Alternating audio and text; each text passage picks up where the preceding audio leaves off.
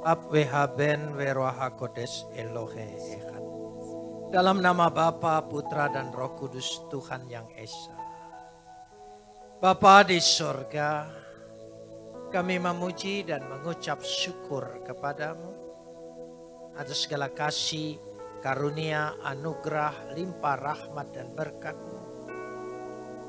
Atas segala pemeliharaan Tuhan yang begitu sempurna dalam kehidupan kami. Penyertaan kasih setiamu yang menyertai setiap langkah-langkah kami. Perlindunganmu yang senantiasa menaungi kami. Dan berkat-berkat-Mu Engkau limpahkan di dalam kehidupan kami. Untuk itu kami mau menaikkan ucapan syukur kami yang tak terhingga kepadamu.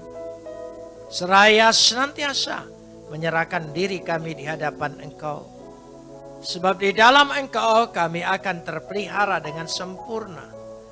Karena Engkau adalah pemelihara yang kekal. Saat ini kami ingin meneduhkan hati kami. Menundukkan pikiran kami kepada otoritas kedaulatan firman.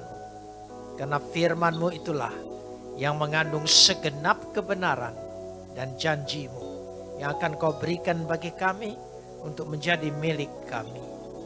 Karena Roh-Mu itu sendiri yang akan mengerjakannya di tengah-tengah pewartaan ini. Terima kasih Bapa, dalam nama Yesus kami berdoa. Amin. Silakan duduk.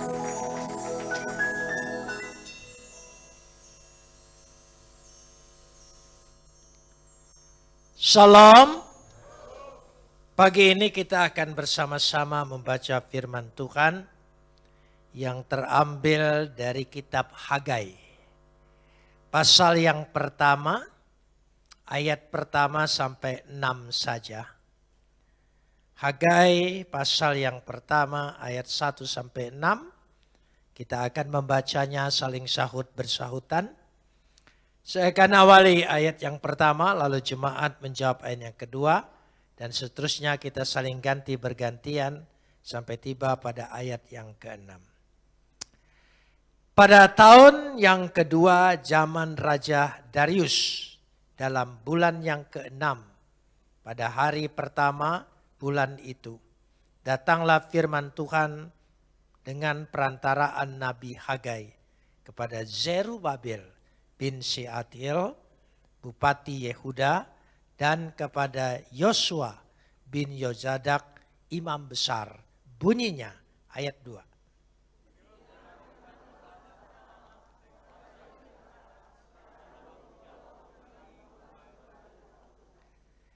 Maka datanglah firman Tuhan dengan perantaraan Nabi Hagai. Bunyinya,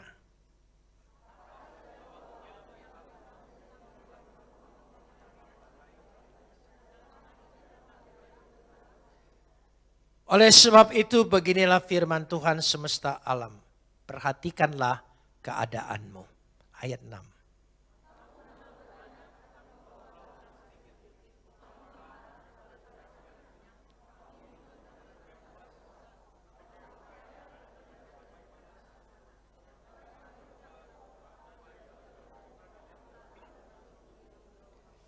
Kapot lecha Adonai Elohenu kapot lecha. Segala kemuliaan ya Adonai Tuhanku, kemuliaan bagimu. Tadi pagi saya sudah bicara, iman kita itu bukan konsep, bukan wacana, bukan ideologi, apalagi mitos dan legenda. Tapi iman kita adalah peristiwa. Karena semua yang dikisahkan di dalam Alkitab ini sebuah peristiwa hidup, peristiwa perjalanan, peristiwa bagaimana umat Tuhan ditolong oleh Tuhan. Pada ayat yang pertama bacaan kita tadi, pada tanggal 1 bulan ke-6, tahun kedua, pemerintahan Raja Darius atas Persia, yaitu 520 sebelum Masehi. Datanglah firman Tuhan itu dengan perantaraan Hagai kepada Zerubabel dan kepada Yosua bin Joyadak. Baik sebagai bupati pemerintahan maupun sebagai imam besar. Tapi sebelum saya menjelaskan nubuat ini, saya ingin menjelaskan dulu apa yang terjadi pada waktu pemerintahan Raja Darius atas Persia pada tahun 520 Masehi. Keadaan dunia saat itu sangat digoncangkan oleh malapetaka, bencana, dan memporak-porandakan kota yang dibanggakan oleh dunia, yaitu Persia. Keadaan yang sangat sulit, lebih sulit dari keadaan kita sekarang ini. Mungkin ada persamaan karena ancaman malapetaka, ancaman kematian di sana sini, dan itu juga dihadapi oleh mereka. Nampaknya juga dunia ini malapetaka khususnya di negeri kita tidak henti-hentinya. Dan kita harus berpikir tentu saja untuk menyelamatkan diri kita. Untuk tidak memikirkan orang lain, untuk tidak memikirkan hal-hal yang lain. Kita harus memperketat pengeluaran kita. Karena ini masa paceklik, masa bencana, masa bahaya. Tapi di saat-saat masa seperti itu, nubuat yang datang melalui Hagai justru berbalik sekali. Engkau harus membangun. Membangun. Di tengah keruntuhan. Di tengah yang tidak mungkin. Engkau harus membangun. Karena ada berkat dalam pembangunan itu. Tolong ucapkan ini. Ini kurang populer bagi keyakinan orang Kristen. Tapi bagi orang Yahudi dan kebetulan saudara kita sangat meyakini ada berkat Tuhan ketika mereka membangun rumah Tuhan.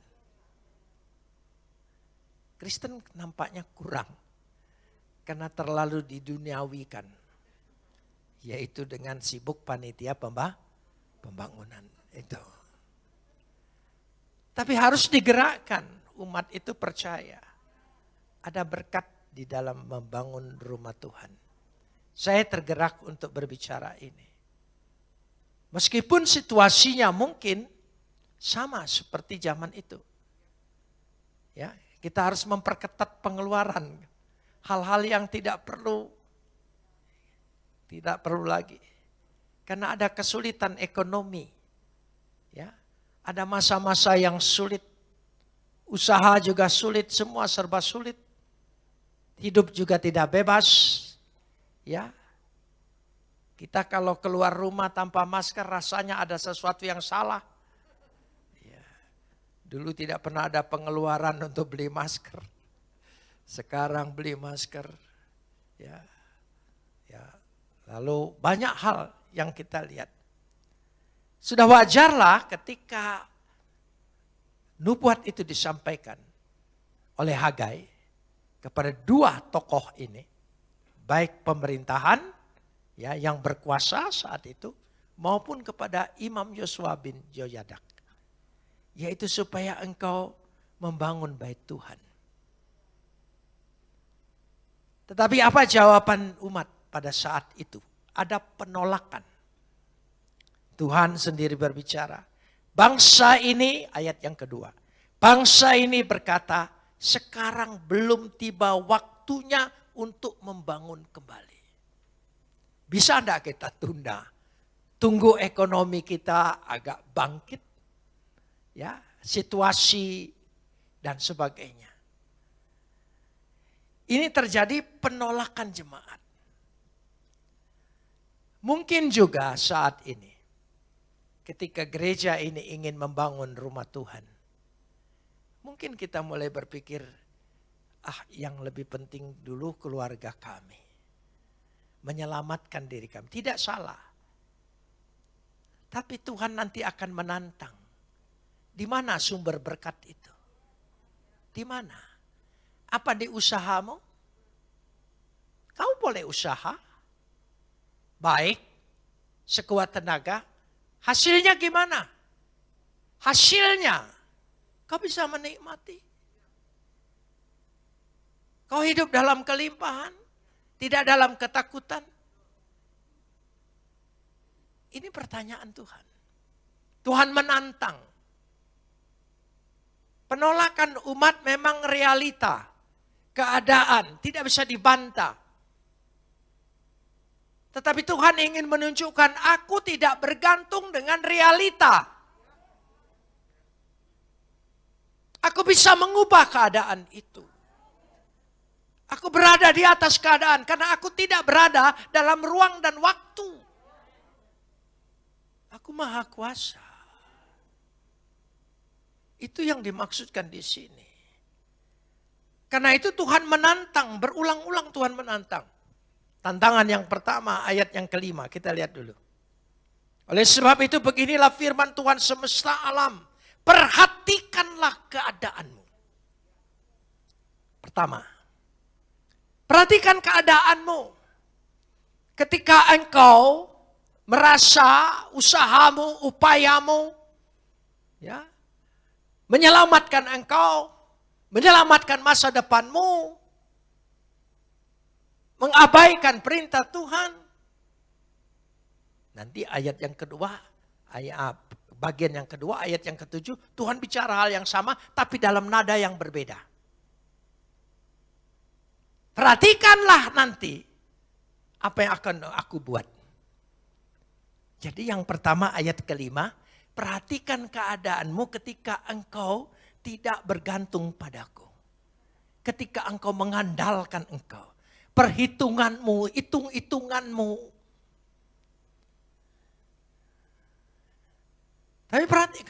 Tapi perhatikanlah, kemudian ayat yang ketujuh, nada yang kata yang sama, tapi nada yang berbeda. Tapi buktikan, bandingkan, perhatikan ketika aku campur tangan dalam hidupmu. Bisa dimengerti maksudnya. Karena itu ada dua kali kata perhatikanlah keadaan. Ayat 5 dan ayat 7. Kita bahas dulu yang perhatikan menurut kemampuan kita. Hitung-hitungan kita tidak salah. Tapi tidak sempurna. Kita hitung-hitungan boleh saja. Tetapi apakah itu yang menyelamatkan? Coba perhatikan yang pertama.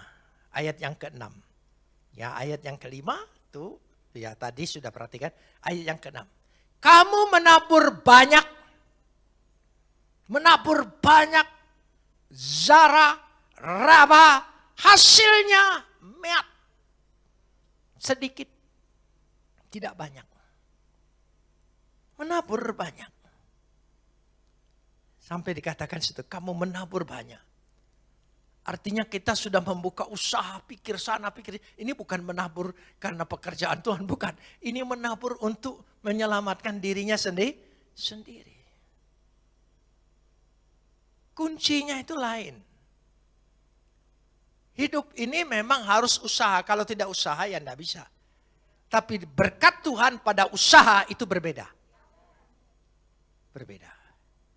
Karena itu dikatakan ya kamu bukan mendapat banyak tapi mendapat sedikit. Makan tapi tidak kenyang. Maksudnya apa ini? Akal sobia kalau saya baca di situ. Kamu mempersiapkan makanan, tapi kamu tidak beroleh kesehatan. Bukan makan banyak lalu overweight. Saudara ya, iya. Makan sedikit, ya. Saya sejak pandemi ini, celana harus digedein. Timbangan sudah melampaui batas normal. Ya, terpaksa anak saya menganjurkan saya makan beras shiratake. Ya. Waduh, rasanya tidak nyaman, saudara. Ini sudah berasnya mahal, ya, tidak enak, lagi semuanya tidak enak. Jadi waktu saya baca ayat ini kira-kiranya, saudara. Ya, kita makan penuh kekhawatiran kan? Ya, kita makan. Ini jangan-jangan ini, aduh banyak sekali. Tidak bebas. Ya, semua sudah serba terbatas. Mampu beli tapi tidak boleh makan. Mampu beli tapi tidak boleh makan. Saya dengar mungkin Pak Agung mampir Tegal, rasain kambing, iri saya, saudara. Saya sudah tidak boleh makan seperti itu. Bukan tidak kebeli, mampu beli tapi tidak boleh makan. Banyak lagi yang lain. Coba kita lihat. Banyak sekali. Inilah yang dimaksudkan. Makan tapi tidak kenyang. Minum tapi tidak puas. Satta syakar. Kamu minum. Tapi tidak memuaskan, tidak menyehatkan tubuhmu. Tidak memperbaiki hidupmu. Di mana letaknya ini semua? Pakaian tapi tidak menutupi. Labas khom. Itu yang dimaksudkan di sini. Apa yang terjadi, saudara? Kenapa? Sekarang ini bisnis tutup itu sudah biasa. Buka baru memang banyak. Tapi berkembang tidak banyak. Semua. Kerja keras tapi upahnya tidak cukup. Gitu. Makin kerja keras makin tidak cukup, coba saudara.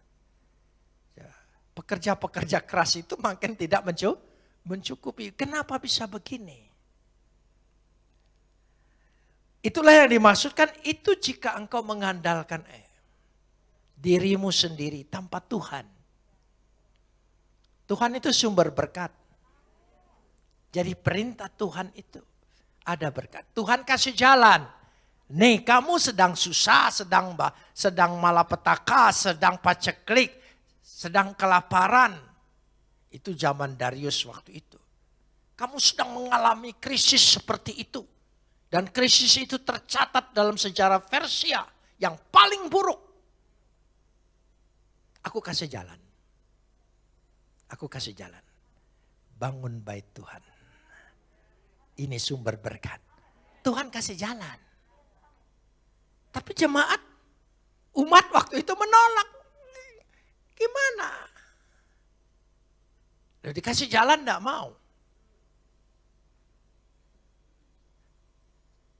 Saya tergerak ingin menyampaikan ini. Tidak mustahil ini adalah jalan Tuhan. Buat Tuhan memberkati jemaat BFA. Di tengah krisisnya ingin membangun rumah Tuhan. Amin. Ini jalan Tuhan. Tapi jalan ini tidak masuk akal. Tuhan, kalau Tuhan itu masuk akal, itu Tuhan akal-akalan. Saya betul-betul tidak tahu tentang Tuhan, tapi Tuhan tahu tentang saya. Saya suka meniru makanan tahu. Itu bagus sekali. Dia makanan tahu. Dia tahu semuanya. Kapan saja dia tetap tahu. Tapi dia tetap diam diri. Hebat. Dia tahu tapi dia diam. Wah, luar biasa. Kita ini nggak tahu tapi banyak ngomong. Makanya siang ini beli tahu, renungkan sebelum engkau makan. Tanya dia tahu. Dia tetap tahu bagaimana juga. Tapi dia diam. Hebatnya dia. Saya menghormati tahu. Tolong makan siang harus ada tahunya nanti. Baik saudara. Jadi ini yang ingin dimaksudkan oleh Tuhan. Ini jalan Tuhan. Tuhan memberikan tantangan untuk memberkati. Tuhan tidak ingin menyulitkan umatnya, membebani umatnya. Tidak. Tuhan kasih jalan. Jangan saudara pikir Tuhan membebani. Sudah susah dibebanin lagi.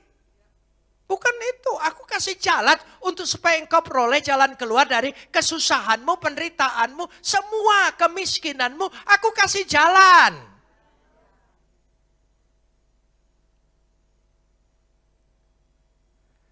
Sebab secara manusia, ketika Pak Agung bicara untuk membangun ini, saya juga pikir, apa ini sudah waktunya ya? Ini agak berat ini. Ya, Pak Agung bilang doakan. Saya tidak mau hanya doakan basa-basi. Saya bukan hamba Tuhan yang basa-basi. Karena itu saya tidak pernah basi. Gitu. Ya, saya renungkan dulu. Saya dapat firman Tuhan ini. Saya dapat firman Tuhan ini. Oh, rupanya ini jalan Tuhan untuk memberkati kita. Ya, untuk mengubah keadaan kita yang tidak mungkin. Oh, ini contoh. Saya tidak mengerti sebelum ini diperhadapkan dengan situasi kita, lalu dengan visi Tuhan untuk membangun rumah Tuhan BFA di Bandung ini. Ini kalau tidak situasinya seperti itu, saya tidak ngerti baca ini. Kenapa? Tapi itulah yang Tuhan. Perhatikan ayat 8. Tuhan naik. Tuhan memberikan tantangan. Ya, dikatakan di situ. Jadi naiklah ke gunung. Bawalah kayu. Bangunlah rumah itu. Naik. Sudah bawa kayu, naik ke gunung lagi. Ayo saudara. Itu kan tanjakan, susah. Memang bersusah payah. Tapi susah payahmu diberkati Tuhan. Bukan susah payah yang sia-sia. Itu bedanya. Kalau kita tahu bersusah payah dan pasti diberkati, beda. Kita bersusah payah tapi kita belum pasti. Makanya kita spekulasi. Ini bersusah payah. Jadi Tuhan katakan pada ayat yang ke-8 ini kita perhatikan. Bawalah bangunan rumah itu. Maka aku akan berkenan kepadanya dan akan menyatakan kemuliaanku di mana? Di situ. Di bangunan rumah itu. Setiap uang yang kau berikan dengan niat yang tulus untuk diberkati oleh Tuhan. Ketika engkau membangun rumah Tuhan, berkat Tuhan ada di situ. Amin. Coba iman ini. Coba kita imani. Tadi pagi saya sudah bicara, iman kita ini iman peristiwa, bukan konsep, bukan ideologi, bukan wacana, apalagi legenda, bukan. Peristiwa. Maka setiap peristiwa itu ada terjadi kejadian. Siapa yang bisa buktikan itu peristiwa? Bahwa sang kuryang menendang perahunya lalu jadi gunung. Hanya kebetulan aja gunungnya gunung kan biasanya begitu. Kok ini begini? Emang orang sudah agak lain. Gini. Ini begitu, ini begini. Jadi banyak yang tanya. Kenapa bisa begitu? Nenek moyang orang sudah susah jawabnya. Tapi pertanyaan datang terus. Wah, kita harus buat cerita yang memuaskan pertanyaan. Itu ditendang oleh sang kuryang. Sang kuryang itu siapa? Sang kuryang itu bapaknya anjing. Makanya jangan suka mencaci orang anjing-anjing, saudara. Itu jangan lupa nanti sang kuryang marah loh. Ya, ibunya Dayang Sumbi. Di mana dia tinggalnya nggak tahu. Mungkin sekitar Lembang. Mungkin juga Ciater. Gitu. Ya, kita bisa berdebat, tapi tidak bisa dibuktikan. Tapi semua ini, perhatikan ini. Ini dari ayat pertama saudara sudah tahu dia bicara apa? Sejarah. Dia kasih tahu. Justru rumah Tuhan itu dibangun di tengah-tengah masa pemerintahan Darius yang sangat paceklik. Bisa dibangun. Saya percaya gedung gereja kita bisa dibangun. Di tengah masa yang seperti ini. Amin saudara. Saya percaya imani ayat ini. Bangunlah. Aku berkenan dikatakan di situ. Untuk menyatakan kemuliaanku di situ. Kemuliaannya. Mari kita lihat ini bersama-sama. Kita bersama-sama melihat ini untuk mengerjakan ini.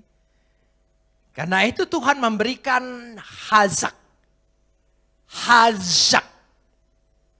Saya bicara ini memakai jaminan Tuhan. Tuhan yang memberikan jaminan. Kalau saudara bertanya, apa betul Pak nanti saya bangun rumah Tuhan itu lalu saya diberkati lewat itu. Apa betul? Siapa yang menjamin? Tuhan. Saya hanya nyampein aja. Gitu. Jaminan Tuhan. Apa jaminannya? Perhatikan dari ayat 5 sampai ayat yang ke-9. Kita lihat. Jaminan Tuhan. Ya, ayat yang ke-6 kita baca. Tadi sudah. Beginilah firman Tuhan, ya dikatakan di situ. Ya, ayat yang ke-5. Yaitu yang pertama kali, ya. Yang pertama kali, kalau kita perhatikan di sini, pasal 2, kita naik ke pasal 2, pasal 2 ayat 5 dan 9. Pasal 2 ayat 5 dan 9. Kita naik ke situ. Ini jaminan Tuhan. Pasal 2 ayat 5. Tetapi sekarang yang pertama. Kuatkanlah hatimu hai Zerubabel. Itu penting. Mantapkan hatimu. Kuatkan. Jangan bimbang. Karena apa yang kau lihat menggoncangkan seperti angin ribut itu. Jangan. Kau percaya ada Tuhan di situ. Amin. Saudara, lihat ketika murid-murid kacau balau. Yesus ada dalam perahu. Yesus sedang apa? Kenapa Yesus tidur? Loh ya. Ada yang berpikir, wah itulah karena tidak. Itu untuk membandingkan. Orang boleh ribut kacau balau. Aku tenang tidur nyenyak. Asal bersama Yesus. Amin saudara. Tenang. Orang boleh kacau. Saya jalan. Karena di HP saya itu ada program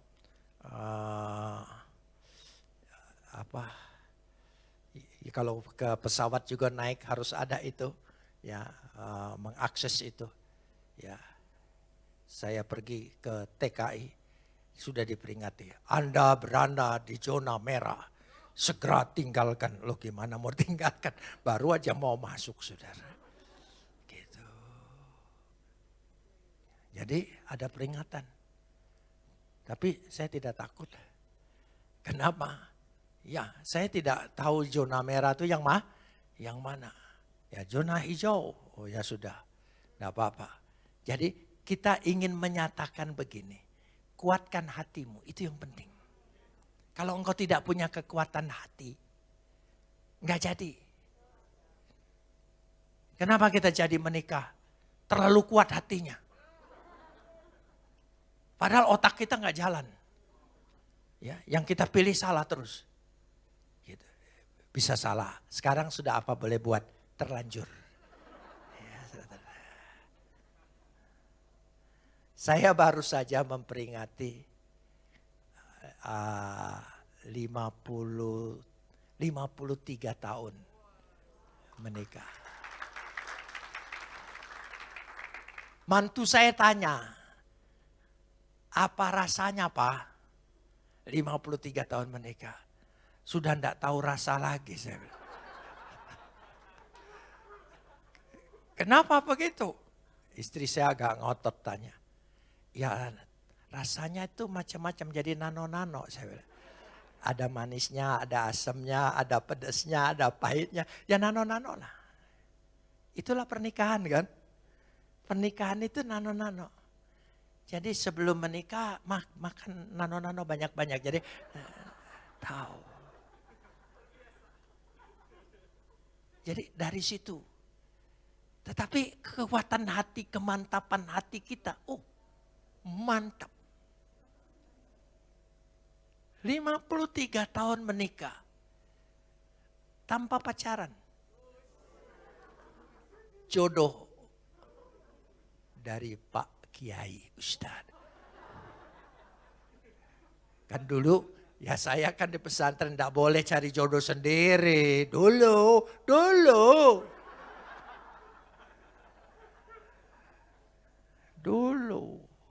Tapi seru. Jadi ketika dijodohin, ketika menikah, waduh, dak-dikduknya. Wah, kayak jantung mola lepas. Belum pernah megang cewek ini, sekarang mulai tidur di sebelah. Itu indahnya. Sekarang gak ada indahnya lagi. Dak-dikduknya sudah terlalu jauh sering. Udah lewat. Itu indahnya, itu bedanya. Mungkin itu yang awet itu terus-terusan. Nah sudah sampai di situ dulu, jangan disambung. Jadi maksudnya kuatkan hatimu, kuatkan hatimu, tekad. Betul-betul kita ingin membangun, kita ingin wujudkan, amin. Semangat, tekad, semangat, ada gairah. Gitu. Jadi ayo kita ingin selesai, kita ingin bangun. Yakin dan percaya. Itu ayat yang kelima. Ya, kuatkan hatimu. Kuatkan hatimu, hai segala rakyat. Baik pemimpinnya Zerubabel, baik Imam Yozadaknya, baik rakyatnya, dibilang apa? Kuatkan hatimu, itu kan ayat. Kalau sudah sehati semua kuat, tekad, semangat, yakin. Dahsyat. Tidak lama. Pasti wujud. Katakan amin. Saya percaya itu. Ya, lalu masih pada ayat yang kelima. Ya dikatakan. Jadi, hai rakyat, demikianlah firman Tuhan, bekerjalah. Ya, bekerjalah. Sebab aku menyertai engkau, bekerjalah. Kerjakan. Amin. Ya, harus kita kerjakan. Jangan pikir situasi ini mengganggu semangat, keyakinan, gairah kita untuk membangun bait Tuhan ini. Jangan sampai kendor dari situ. Sebab aku akan menyertai engkau. Saudara percaya penyertaan Tuhan? Apa yang terjadi kalau Tuhan sertai kita? Kita jadi partner Tuhan. Dahsyat. Gak ada yang bisa melawan. Karena apa? Masuk ayat yang ke-6. Sesuai dengan apa? Janji yang telah kuikatkan dengan kamu. Sesuai janji. Siapa yang mengikatkan janji? Tuhan. Kalau kita porak-poranda. Kita bukan mengikatkan janji, kita menyimpulkan janji. Tali simpul, jadi gampang dilepasin maksudnya saudara. Itu kalau Tuhan mengikatkan, ikat mati. Ya, mengikatkan di situ. Sesuai dengan janji, ayat yang ke-6. Kita lihat, sesuai. Pada waktu kamu keluar dari Mesir, dan rohku tetap tinggal di tengah-tengah kamu. Janganlah takut. Mana lebih hebat ketika engkau keluar dari Mesir menghadapi tantangan dengan membangun bait Tuhan, mana? Toh di situ aja engkau bisa lolos. Percayalah pertolongan Tuhan tidak pernah habis. Kalau engkau pernah mengalami pertolongan Tuhan yang pertama, terus menerus pertolongan itu ada. Dia tidak ada daluarsanya. Dia akan selalu ada. Kenapa demikian? Masuk ayat ke-7. Ayat yang ke-7. Sebab beginilah firman Tuhan. Saudara perhatikan ya, dari ayat kitab Hagai ini.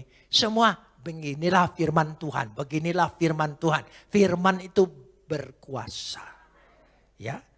Sedikit waktu lagi maka aku akan menggoncangkan langit dan bumi, laut dan darat. Aku akan menggoncangkan. Bukan kiamat. Artinya seperti buah-buahan yang sudah lebat matang, lalu digoncangkan. Engkau akan kelimpahan semua. Itu maksudnya. Jangan salah. Baca ayat ini. Wah, ini kiamat. Bukan, Tuhan tidak menggoncangkan begitu. Sebab apa? Kita lanjutkan sekarang. Ayat yang ke-7 tadi. Menggoncangkan ayat 8. Aku akan menggoncangkan segala bangsa. Sehingga, nah itu kalimatnya. Barang-barang yang indah-indah kepunyaan segala bangsa datang mengalir. Katakan mengalir dalam nama Yesus. Berkat Tuhan mengalir dalam diriku. Aku pasti mendapat alirannya. Mengalir. Karena berkat membangun rumah Tuhan. Perhatikan saudara, ayat yang ke-8 ini. Mengalir, ya, sehingga mengalir, maka aku akan memenuhi rumah ini dengan apa? Kemegahan firman Tuhan semesta alam. Jangan bangun yang ecek-ecek. Ya, yang megah. Sehingga orang berdecak. Amin, haleluya. Udah habis-habisnya. Amin saudara. Iya. Begitu kita lihat di sini. Itulah, demikianlah firman Tuhan semesta alam. Kita lihat kembali pada ayat ke-9. Apa jaminan Tuhan? Kepunyaan kula. Ini yang menerjemahkan orang Batak. Jadi kula, pula. Ya itu, selalu ada nada tambahan itu. Ya ini, kepunyaan kula. Perak dan kepunyaan kula. Emas, demikianlah firman Tuhan. Punya dia semua. Jangan khawatir. Dari mana engkau akan diberkati? Dari Tuhan. Amin saudara. Sebab Tuhan punya segala-galanya. Amin. Itulah doa kita. Kehendakmu yang jadi. Seperti di bumi, seperti di surga. Amin. Kita mengimani itu. Ya, karena berkat Tuhan melampaui persediaan kita. Melampaui perhitungan kita. Ayat 20 kita baca bersama terakhir. Apakah benih ya masih tinggal tersimpan dalam lumbung, dan apakah pohon anggur dan pohon ara, pohon delima, pohon zaitun belum berbuah mulai hari ini. Mulai hari ini. Amin saudara. Mulai hari ini. Sekarang ini. Aku akan memberkati. Semua pohon-pohon segala sesuatu. Tuhan sudah siapkan semua. Tuhan goncangkan bagi kita. Karena dia punya segalanya. Itu jaminan Tuhan. Baca ulang di rumah. Minta Tuhan berkati. Tuhan kasih jalan. Membangun rumah ini. Aku diberkati. Perantaraan rumah ini. Aku diberkati. Katakan amin. Mari kita berdoa.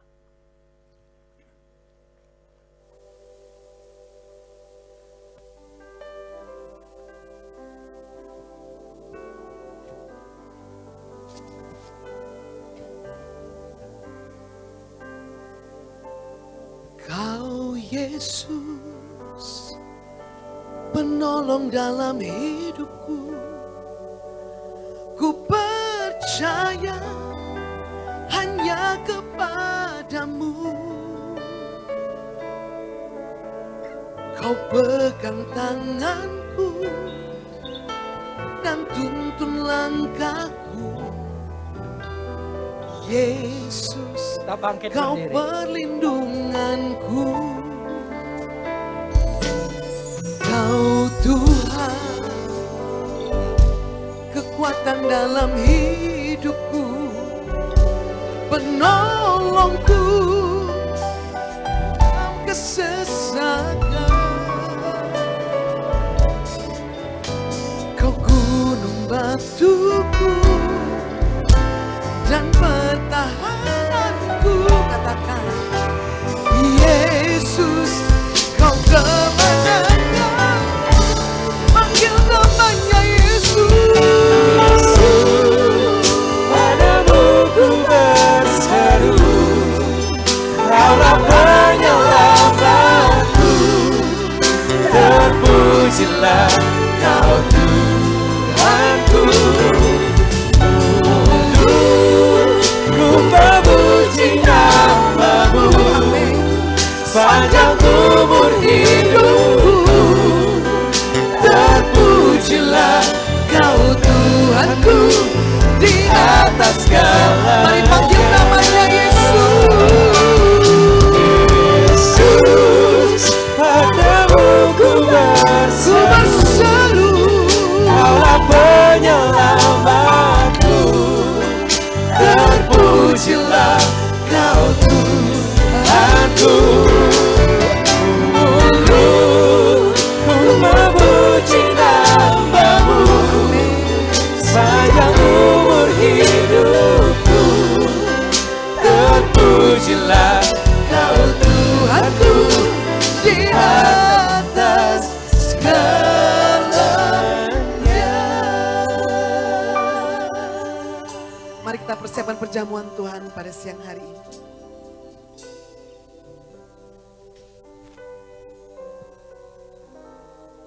Mari kita angkat roti dengan tangan kanan kita. Apakah Bapak Ibu percaya yang kau angkat dengan tangan kananmu adalah tubuh Tuhan Yesus? Inilah tubuh Tuhan kita yang terpecah di atas kayu salib Golgota. Supaya lewat tubuhnya yang terpecah-pecah, hidup kita menjadi utuh, sempurna, dan tidak kekurangan suatu apapun lagi. Mari yang percaya ini tubuh Tuhan Yesus. Ambil dan makan dengan iman dan terima mukjizatmu, kesembuhanmu, kelimpahanmu dalam nama Yesus.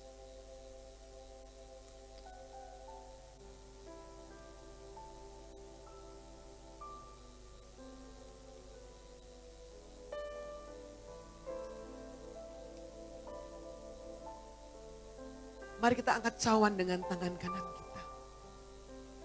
Inilah darah Tuhan kita, Tuhan Yesus, yang tercurah di atas kayu salib Golgota. Dicurahkannya darahnya menjadi sebuah meterai bagi perjanjian Bapa kepada kita. Bahwa semua firman dan janjinya tidak ada yang gugur. Ya dan amin, pasti digenapi.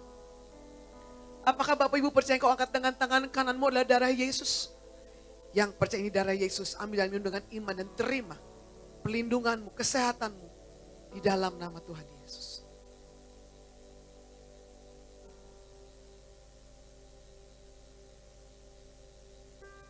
Mari bersama-sama mengucap syukur.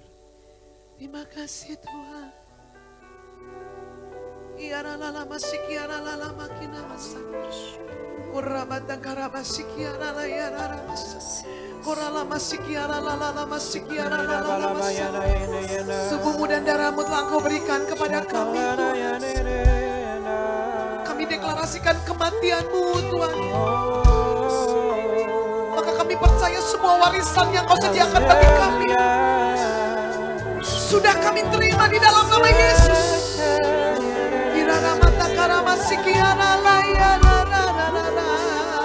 Oh, mari bersama-sama kita angkat suara kita.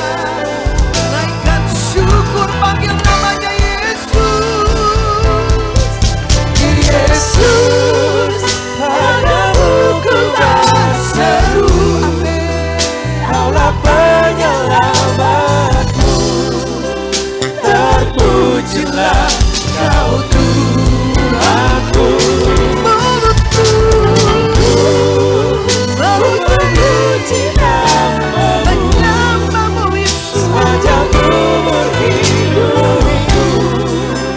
Terpujilah Kau Tuhanku di atas segalanya. Mulutku memuji nama-Mu sepanjang umur hidupku. Terpujilah Kau Tuhanku di atas segalanya.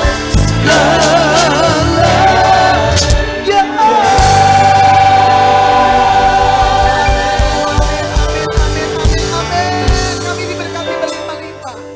Terima kasih, kami bersyukur Tuhan Yesus. Dan saatnya sebentar kami akan membawa persembahan syukur kami Kami akan menyembah Engkau dengan persembahan kami, dengan uang kami, dengan harta kami. Kami bawa persembahan yang terbaik di hadapan-Mu dengan sukacita. Bersama-sama kami deklarasikan, bersama-sama kita katakan, maka menaburlah saya di gereja ini, dan dalam tahun ini juga saya pasti menuai 100 kali ganda, bahkan 1000 kali ganda, sebab saya orang yang diberkati Tuhan. Katakan, saya menjadi kaya, kian lama kian kaya, sehingga saya menjadi sangat kaya untuk kemuliaan Tuhan, memperluas kerajaannya, dan mendukung pemberitaan Injil Kerajaan. Percaya, sudah diberkati dalam nama Tuhan Yesus. Mari kita angkat tangan kita, sekali lagi kita akan menerima berkat dari Tuhan. Bapak Ibu dikasih Tuhan, pulanglah dengan sukacita dan terimalah berkat dan kasih karunia dari Allah Bapa di surga, cinta kasih dari Tuhan Yesus Kristus, dan persekutuan yang manis dengan Roh Kudus menyertai kita sekalian dari hari ini sampai selama-lamanya. Percaya sudah diberkati, berkata, amin. Silakan duduk Ibu Bapak. Petugas akan melayani kita. Kita membawa persembahan yang terbaik di hadapan Tuhan. Bagi Bapak Ibu yang akan menabur lewat QR, silakan men-scan barcode yang ada di layar di depan atau di depan kursi Bapak Ibu Saudara. Kami menyampaikan ucapan selamat datang, selamat beribadah di gereja kita Betania Fresh Anointing. Senang boleh berjumpa dengan Bapak Ibu Saudara. Ada salam dari Bapak Gembala kita. Hari ini beliau sedang melayani di satelit gereja kita di kota Surabaya. Dan sebentar sore akan berangkat ke Makassar dan besok akan melayani juga di kota Palu. Karena sudah hampir 1 tahun ini beliau tidak mengunjungi jemaat BFA yang ada di Sulawesi. Puji Tuhan, Ibu Bapak tertera di depan nomor rekening persembahan pembangunan gedung gereja kita. Bapak Ibu Saudara mari menabur. Puji Tuhan, inilah cara Tuhan untuk memberkati kita. Katakan amin. Dan Bapak Ibu Saudara untuk kegiatan gereja kita, ibadah Pondok Daud berjalan dengan luar biasa Senin sampai Jumat jam 11. Juga bisa diikuti lewat online. Hari Kamis ada ibadah World Revival Center di tempat ini jam 18.30. Ibadah doa fajar juga hari Sabtu. Bapak Ibu Saudara ada di BTS Lantai 3, di satelit gereja kita di Mekarwangi, dan di Kota Bali jam 5.30 sampai 6.30. Dan bagi Bapak Ibu yang membutuhkan pelayanan dari kami, silakan menghubungi call center BFA, nomor teleponnya tertera di layar depan. Puji Tuhan, semua bersuka cita pada pagi hari ini, siang hari ini. Masih ada yang belum dilayani? Silakan, kalau yang ada yang belum dilayani, Bapak Ibu bisa angkat tangan. Sebelah kiri saya masih ada yang angkat tangan. Tolong petugas, sebelah kiri saya masih ada yang angkat tangan. Ya, sebelah kiri saya. Ya. Ya. Masih ada Ibu Bapak yang belum dilayani? Bisa angkat tangan, nanti petugas akan melayani Ibu Bapak. Puji Tuhan, masih ada? Sudah selesai semua. Baik, ibadah kita sudah selesai. Puji Tuhan, terima kasih untuk kehadiran Ibu Bapak semua dalam ibadah Gereja Betania Fresh Anointing yang luar biasa pada siang hari ini. Selamat hari Minggu dan Shalom. Ibu Bapak bisa meninggalkan ruangan.